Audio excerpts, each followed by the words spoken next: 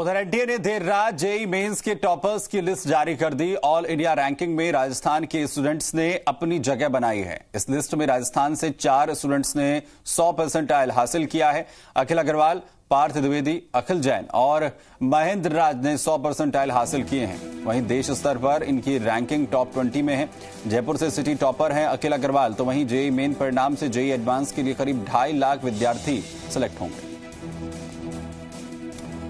तो एक बार फिर से प्रदेश का नाम रोशन किया है इन 4 स्टूडेंट्स ने, जिन्होंने 100%। पांचों एक बार फिर से प्रदेश का नाम रोशन जो है इन स्टूडेंट्स की तरफ से किया गया है अपने आप में। और 100% हासिल करना वाकई कहीं ना कहीं प्रदेश के लिहाज से भी और उन छात्रों के लिहाज से भी एक बड़ा मैसेज है जो लगातार मेहनत करते हैं।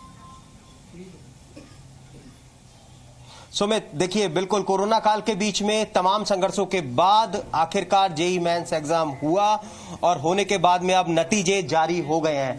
नतीजे जारी हुए हैं तो देख सकते हैं आपकी सीधे तौर पर फिलहाल ये टॉपर्स और टॉपर्स की तस्वीरें जी राजस्थान पर। अखिल जैन जो 100% लेकर के आए हैं और इस वक्त जी राजस्थान पर देख सकते हैं कि अपने पूरे परिवार के साथ में अखिल जैन इस वक्त मौजूद है। अखिल जैन कोटा से ही है और कोटा कोचिंग करने के बाद जेईई मेंस में बेहतर नतीजे 100% में अपनी जगह बना पाए। सीधा सबसे पहले जी राजस्थान पर अखिल से बातचीत करने की कोशिश करते हैं। अखिल, निश्चित तौर पर सबसे पहले हमारी तरफ से कांग्रेचुलेशन। कितना बड़ा अचीवमेंट इसे मानते हैं, क्योंकि 100% में किसी स्टूडेंट का जगह बना पाना बहुत चैलेंजिंग होता है और ये बहुत बड़ा अचीवमेंट भी होता है।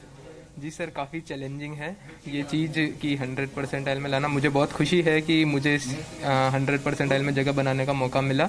मैं रेगुलर मेहनत और भगवान और अपने टीचर्स के आशीर्वाद को अपनी सफलता की कुंजी मानता हूँ। लेकिन शुरू से क्या टारगेट लेकर के चले थे, किस तरह का एम था, किस तरह से तैयारी करते थे, ये बहुत अहम सवाल हो जाता है। कोरोना काल था तो निश्चित तौर पर कोचिंग बंद हो चुकी थी, ऑनलाइन कोचिंग आपने की होगी, कुछ चैलेंजेस आपने फेस किए? सर, मैंने जो शुरू से टारगेट रखा है वो जेईई एडवांस को रखा था, मेंस को नहीं रखा था। फिर बीच में जब अभी कोरोना में लॉकडाउन लगा तो मैं काफ़ी परेशान हुआ, क्योंकि एग्ज़ाम को लेकर काफ़ी अनसर्टेनिटी थी, कब होगा पता नहीं, तो पढ़ाई का कोई अंत नज़र नहीं आ रहा था। तो फिर मैंने उसमें अपने आप को मोटिवेटेड रखा, मम्मी से, पापा से और अपने टीचर से सलाह ली। उन्होंने कहा इसको अपॉर्चुनिटी में बदलो, कि जितना हो सके अपनी जो मिस्टेक्स है, कमजोरियाँ, उनको दूर कर लो। तो अखिल, अब आगे तो खैर निश्चित तौर पर मैं कह सकता हूं कि आपका जो अगला टारगेट होगा वो जेईई एडवांस होगा, लेकिन जब जेईई मेंस में आपने बहुत अच्छा किया है, डेफिनेटली आप जेईई एडवांस में भी करेंगे, लेकिन आगे फ्यूचर प्लान क्या है, क्या एम लेकर के चल रहे हैं, कहां अपने आप को देखना चाहते हैं? सर, फिलहाल तो एडवांस्ड टारगेट है, उसमें मैं आईआईटी मुंबई में जाना चाहता हूं। अभी ब्रांच डिसाइड नहीं की है, उसके बाद मैं पॉसिबली फिर सिविल सर्विसेज की ओर जाऊंगा। डेफिनेटली। अखिल की मदर, मैम, कांग्रेचुलेशन हमारे तरफ से। क्या प्रतिक्रिया होगी अपने बेटे का 100% में? बहुत खुशी है सर, नो डाउट खुशी तो है ही। सर, क्या प्रतिक्रिया होगी अपने बेटे के लिए, क्या सोचा था? भगवान का आशीर्वाद फला, गुरुजनों का आशीर्वाद फला और इनकी पूरी मेहनत वाली कोचिंग गुरुजनों की सब फली। हम ये चाहते हैं आगे भी ये गुरुओं के मार्गदर्शन में ऊंचाइयां प्राप्त करे। कहाँ देखना चाहते हैं अपने बेटे को सर? जहाँ भगवान इसको ऊंचा ऊंचा। सपना क्या है सर? जहाँ इसकी इच्छा हो, भगवान इसको सब जगह सफलता प्राप्त। बेटे की जो तमाम इच्छाएं हैं वो पूरी हो। अखिल, कुछ ट्रिक्स बताइए वो स्टूडेंट जो इस वक्त जी राजस्थान देख रहे हैं, क्योंकि अब जेईई मेंस के बाद में जेईई एडवांस निश्चित तौर पर एक बड़ा टारगेट होगा, तो ऐसे में आप क्या सोचते हैं, क्या बताएंगे कि जेईई एडवांस के लिए किस तरह का जो रिदम है वो रहना चाहिए, किस तरह की तैयारी रहनी चाहिए, क्योंकि आपका गाइडेंस बहुत अहम हो जाता है, क्योंकि 100% में आप हैं।